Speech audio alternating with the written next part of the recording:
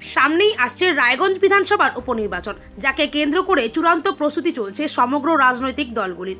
তারই অঙ্গ হিসেবে রায়গঞ্জ শহরের প্রতিটি ওয়ার্ডে চলছে প্রচার কর্মসূচি। শুক্রবার সেই ছবি লক্ষ্য করা গেল রায়গঞ্জের কমলাবাড়ি 1 নম্বর গ্রাম পঞ্চায়েতের অজিত কলোনি এলাকায়। উপস্থিত ছিলেন তৃণমূলের উদ্বাস্তু সেলের জেলা সভাপতি অনুপ বিশ্বাস, আইএনটিটিউসি জেলা সম্পাদক বাপ্পা দেবনাথ সহ অনেকেই। এলাকার বাড়ি বাড়ি গিয়ে তৃণমূল কংগ্রেস প্রার্থী কৃষ্ণ কল্যাণের সমর্থনে তারা লিফলেট বিতরণ করেন, পাশাপাশি সাধারণ মানুষের কাছে ভোটের আবেদন জানান।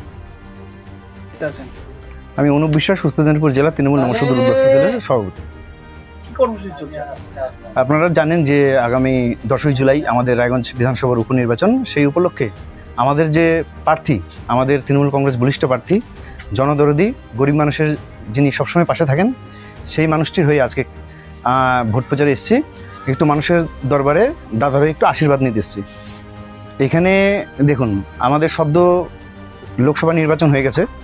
সেখানে যদিও আমরা রায়গঞ্জ বিধানসভায় একটু পিছিয়ে আছি, তো সেই জায়গায় লোকসভা ভোটটা একরকমভাবে মানুষ চিন্তা ভাবনা করে, ওটা কেন্দ্রের ভোট, আর এটা বিধানসভা উপনির্বাচন। এই নির্বাচনটা সম্পূর্ণ মানুষ অন্যভাবে চিন্তা করে। এখন মানুষ খুব সচেতন। এখন মানুষ চিন্তা করছে যে পশ্চিমবাংলায় এখন সরকার তৃণমূলের, এইখানে যদি আমরা পদ্মফুলে কিংবা হাত চিনে ভোটটা দিই, তাহলে ওদের ভোটটা যদি ওই প্রার্থীগুলো জিতে আমাদের বিধানসভায় যায়, তাহলে আমাদের রায়গঞ্জের জন্য কোনো উন্নয়নমূলক কাজ ওরা নিয়ে আসতে পারবে না।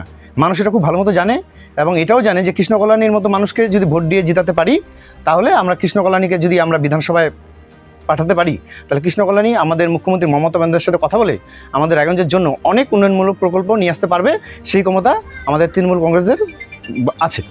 জিতার ব্যাপারে কতটা আশাবাদী? জিতার ব্যাপারে আজকে মানুষের দরবারে যে আমরা যাচ্ছি দৌড়ে দৌড়ে, সেখানে প্রত্যেকটা মানুষের একটাই কথা, যে এই নির্বাচনে আমরা কৃষ্ণ কল্যাণীর সাথে থাকবো।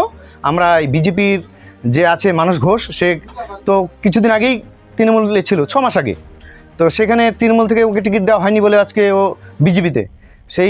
সেই লোকটাকে আমরা কোনো মতেই ভোট দিব না। যারা বিজেপির, আমার অনেক বিজেপির সমর্থকের সাথে কথা হয়েছে, তারাও বলছে এই বিজেপির প্রার্থী যা মানস ঘোষ, একে কেউ পছন্দ করছে না, একে কেউ ভোট দিবে না। এবং মহিষেন গুপ্ত আজকে জানেন যে পশ্চিমবাংলা কংগ্রেস বলে কিছু আর নেই, তাই মহিষেন গুপ্ত কেউ ভোট দিবে না। একটাই এখন উপনির্বাচন বলতে সরকারের পক্ষেই ভোট হয়, এটা পাবলিকও জানে। তাই কৃষ্ণ কল্যাণী জিতবে, এটা আমরা 100% আশাবাদী।